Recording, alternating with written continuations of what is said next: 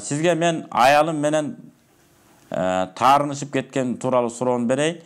Tarınışıp ketken 3 ay jürdük. Ortada 2 kızımız var. Ayalım menen kayra jaraştım. Bir juma jaşadık. Jaraşkanга çeyin bir bala menen bolgon eken. Al bala eko çoğu jatkan сүрөтүн maga jönöttü. Men açuğum gelip ayalıma talak berip saldım. Emi kanday olup сүрөттөрү mende bar. Bunu biz şariatta uşunday da idaja fasiqun binabayin fatabayyanu. Eğer bir kandayda bir buzuk adam, jolsa buzuk bir kavar adamga gelip kalatın bolsa tabayyun kılgıla. Ilikte gele, jilikte gele, izilde gele, takta gıla, tastıkta gıla, büyük suraştırgıla. Antbese erten gün ökünü balasaңар деген ayat var.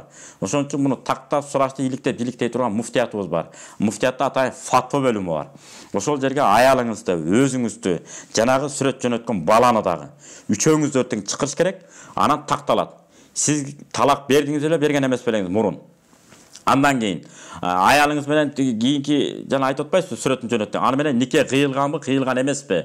Бүттүгүн тактап, ачыктап, андан кийин анан натыйжа айтылат. Балким сиз талак бергенсиз, талак бергенден кийин 3 ай мөөнөт өткөн 3 этеккер деп коет. Өтүп бүткөндөн анан турмушка чыгышы мүмкүн.